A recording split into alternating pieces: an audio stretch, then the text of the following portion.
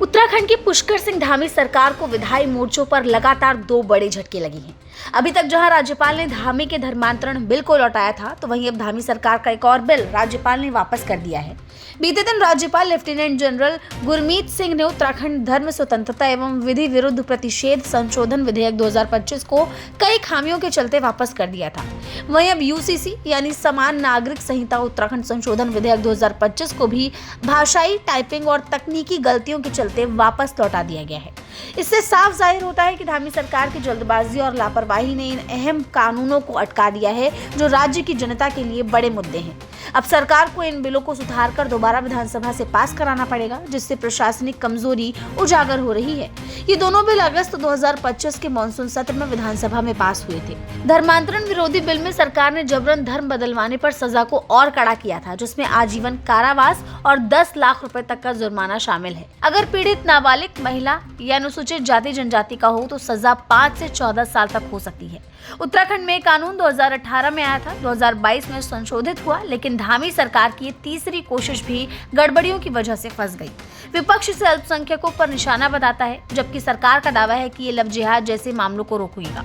लेकिन सवाल यह है कि अगर इतना महत्वपूर्ण बिल है तो धामी सरकार की टीम ने भाषाई गलतियां कैसे छोड़ दी? क्या ये राजनीतिक फायदे के लिए जल्दबाजी का नतीजा है? वहीं दूसरी तरफ यूसीसी संशोधन बिल में विवाह पंजीकरण की समय सीमा को 1 साल तक बढ़ाने और फर्जी रिश्तों पर सजा के लिए प्रावधान थे। उत्तराखंड देश का पहला राज्य है जहां यूसीसी जनवरी 2024 में लागू हुआ, लेकिन अब संशोधन में भी खामियां।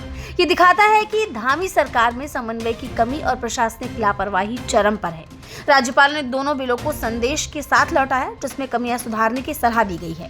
सरकार अब अध्यादेश लाकर धर्मांतरण बिल को लागू करने की योजना बना रही है, ताकि सख्त नियम जारी रहें। बाद में विधानसभा के अगले सत्र में इसे पास कराया जाएगा। धर्मस्व एवं पर्यटन मंत्री सतपाल महाराज ने कहा कि सरकार छल बल से धर्मांतरण पर सख्त है और गलतियां ठीक की जाएंगी।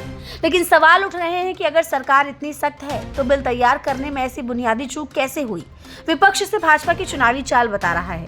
विपक्ष का कहना है कि 2027 के विधानसभा चुनाव नजदीक है और धामी सरकार ऐसे मुद्दों से वोट बटोरना चाहती है, लेकिन बार बार की असफलताएं उसकी कमजोरी दिखा रही हैं।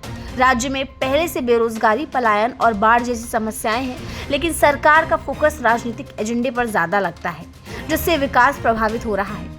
वही जानकारी के अनुसार इन बिलों को लौटाने से धामी सरकार की छवि को बड़ा नुकसान पहुंचा है। अगर जल्द सुधार नहीं हुआ तो ये कानून लागू होने में देरी होगी। कुल मिलाकर धामी सरकार को अपनी टीम मजबूत करने और जल्दबाजी छोड़ने की जरूरत है, वरना और झटके लग सकते हैं।